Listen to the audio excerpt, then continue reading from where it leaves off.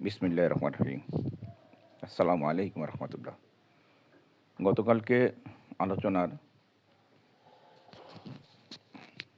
থেকে একজন প্রশ্ন করলেন যে আল্লাহ পাকের কাছে আর কি কি নিয়ামত আছে তার দু একটা যদি বলতেন যে আল্লাহ পাকের কাছে নিয়ামতের অভাব নেই, তখন আমি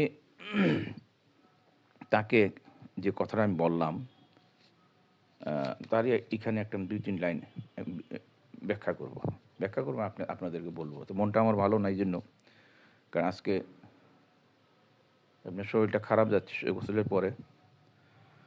তারপরে নানান ধরনের পরিস্থিতি খুব ভয়াবহ আমি দেখতেছি। বাংলাদেশের পরিস্থিতি, আন্তর্জাতিক পরিস্থিতি কল্পনা করতে পারবেন না।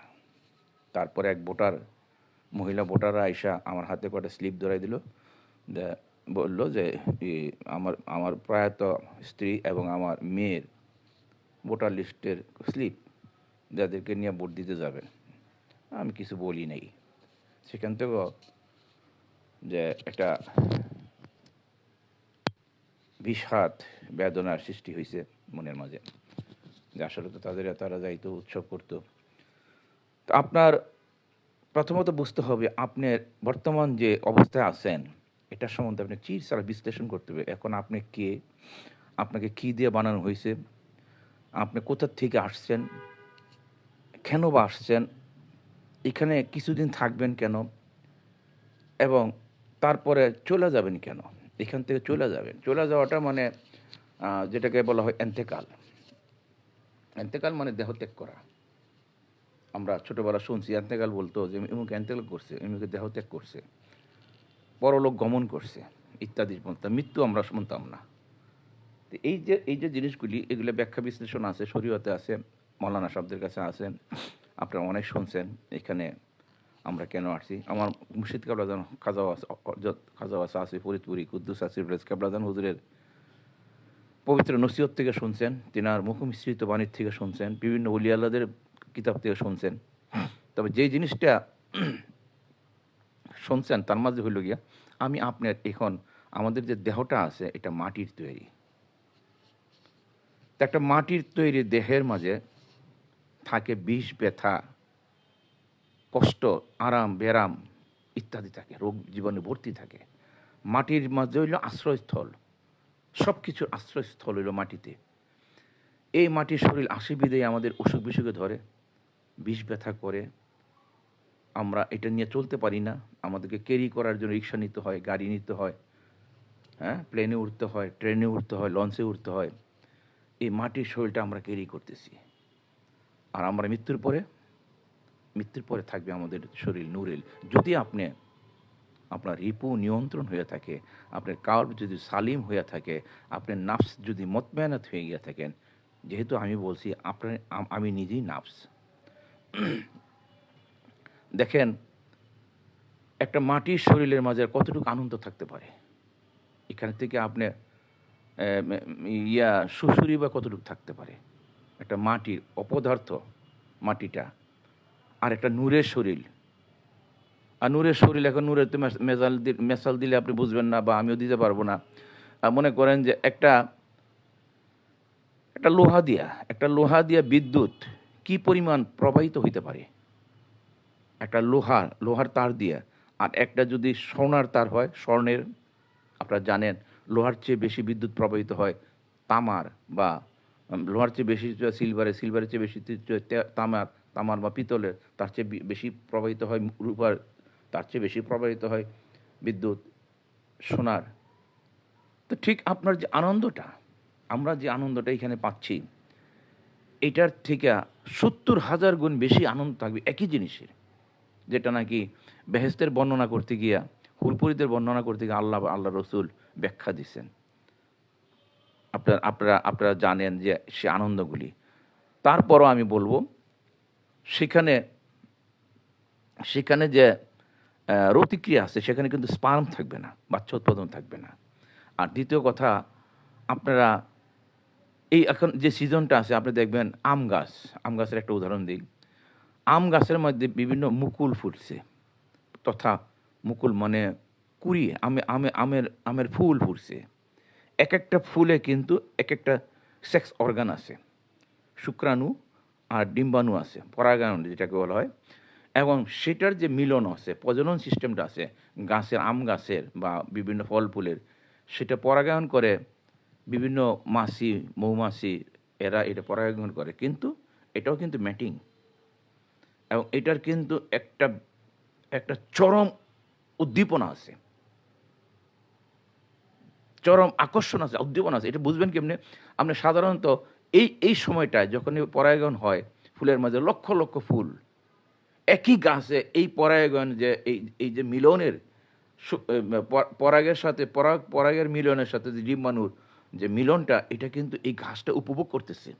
লক্ষ লক্ষ রকমের পরাগায়ন তথা সঙ্গম, মিলন, ম্যাটিং, ফুলের সাথে ম্যাটিংটা হচ্ছে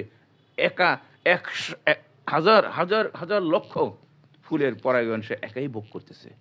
আপনি এটা কিছুটা হলে টের পাবেন, আপনি চক্ষু বন্ধ করে আম গাছটার ভিতরে, আম গাছটা ধইরা চক্ষু বন্ধ করে যদি আপনি লক্ষ্য করেন, দেখবেন আম গাছের একটা উষ্ণতা, গাছের মধ্যে একটা তাপ আসছে, যেটাকে বলা হয় সেক্সি, তার সেক্স আপ হয়ে গেছে, এবং তার মাঝে যে আনন্দ প্রবাহিত হচ্ছে, এটা আপনি অনুভব করতে পারবেন। আপনি আম গাছের যে যে যে ছাল বাকল আছে, তার দিকে তাকালে আপনি বুঝতে পারবেন একটা রক্তিম, কেমন জানি একটা গ্ল্যামারাইজ থাকে তার পাতালতার মাঝে, তার ডালপালার মাঝে একটা প্রচণ্ড গ্ল্যামারাইজ, সেক্সুয়াল গ্ল্যামারাইজ থাকে, এটা দেখলেই বোঝা যায়। তো এই যে গাছটা এক লক্ষ পরাগায়নের আনন্দ সে একাই নিচ্ছে, এটা কি অদ্ভুত না? এরকম জিনিসটা যদি আপনার কাছে দিয়ে যায়, আপনি বলেন আল্লাহর কাছে কী আছে, এই জিনিসটা যদি আপনার মাঝে এসে যায়, আপনি মনে করেন আপনি 1000, ওই যে শ্রীকৃষ্ণ 40 জনের সাথে একবারই মিলনে গেছে, রাধা সহ তার বান্ধবীদের সাথে একসাথেই গেছে। উদাহরণ তো আছে, বিভিন্ন ধর্মপুস্তকে আছে। তো যাই হোক, এটা অবাস্তব জিনিস, হয়তো আপনারা বুঝবেনও না বললো। দ্বিতীয়ত ফাইনালি আমি যেটা বলবো সেটা হলো গিয়া, আপনি কি জানেন দানে কত তৃপ্ত? আল্লাহ পাক যা আমাদেরকে বিভিন্ন জিনিস দান করতেছে, খানা পিনা থেকে রিজিক টিজিক থেকে নিয়ে সব কিছু, সুস্বাস্থ্য সব কিছুর থেকে যে দান করতেছে, আমরা যা কিছু পাচ্ছি আল্লাহর দয়া এবং করুণা এবং দানে, এটার মাঝে কত মজা এবং কত তৃপ্তি, এটা কি আপনি জানেন? আপনি জানেন না। এটার মাঝে এত মজা, এত তৃপ্তি বিধায়ী আল্লাহ পাক নিজে এটা রেখে দিয়েছে ওনার কাছে। এটার মাঝে এত মজা, এত আনন্দ, এত তৃপ্তি, এটা একমাত্র ভুক্তভোগী যারা যারা এটা কইরা আসছে, দান খয়রাত, প্রচণ্ড চাহিদা, মুমূর্ষ রুগী, তাকে একটু সাহায্য করা, তাকে তার মুখে একটু হাত উঠাই দেওয়া, এটা যে একটা তৃপ্তি। তার ঘরে ঈদ হচ্ছে না, পোলাপান্য কষ্ট করে তাকে সাহায্য করা, কত তৃপ্ত আপনি জানেন? তো ঠিক এদ্রুপ অসহায়দের না, আপনার আসমান জগতে প্ল্যানেট কতটি আছে, গ্রহ নক্ষত্র কতটি আছে, পৃথিবী কিন্তু একটা গ্রহ। এরকম পৃথিবীর মতন কোটি কোটি কোটি কোটি সহস্র কোটি গ্রহ আছে। আজকাল কিন্তু বিজ্ঞানী আবিষ্কারে ফেলছে, মিল্কি প্ল্যানেট, এই প্ল্যানেট, এই প্ল্যানেট, সেই প্ল্যানেট, এমুক গ্যালাক্সির মধ্যে এত লক্ষ প্ল্যানেট আছে, এত লক্ষ আছে না?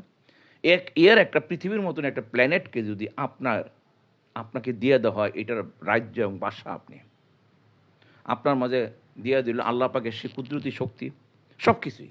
যেমন ইনসানে কামেলের কাছে এখন যে ক্ষমতাগুলি আছে যৎসামান্য, এটি কিন্তু অসম্ভব, নালিশ দিলেই কাজ হয়ে যায়।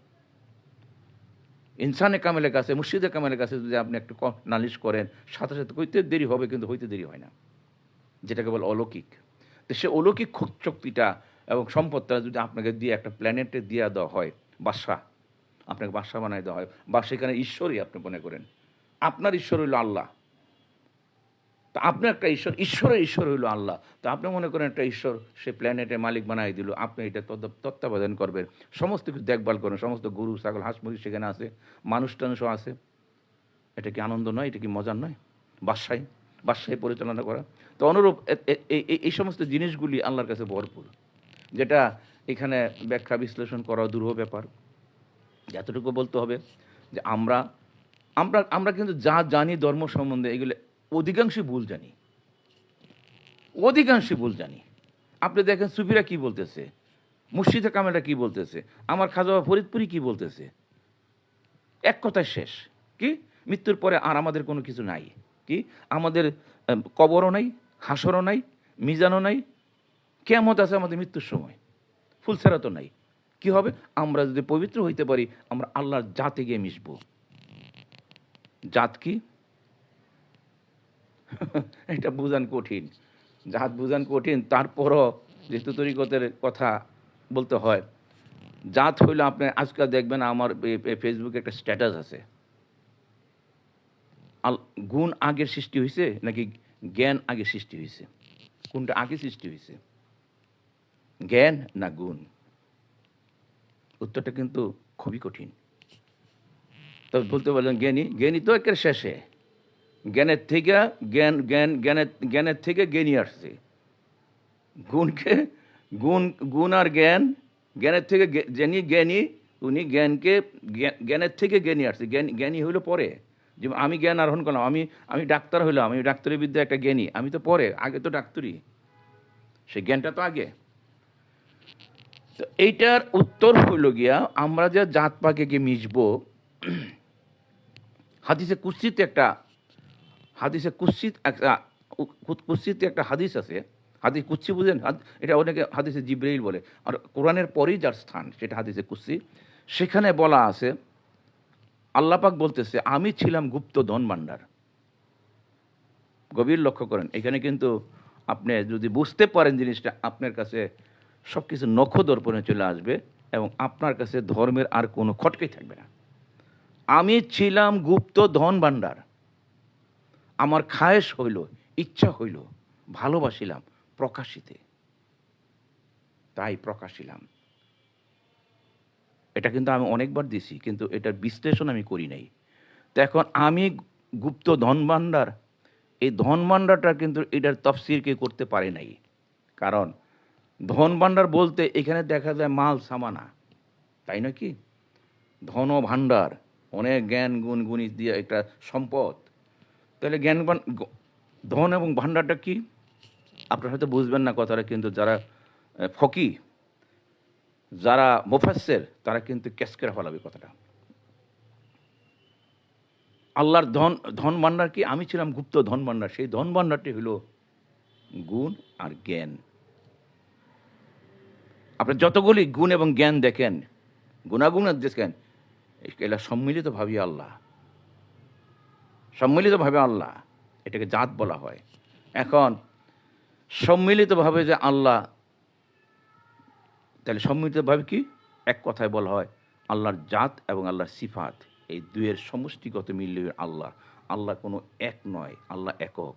এমন পৃথিবী, আসমান জমিন এমন কোথাও নাই আল্লাহ নুন নাই জাত এবং সিফাতের।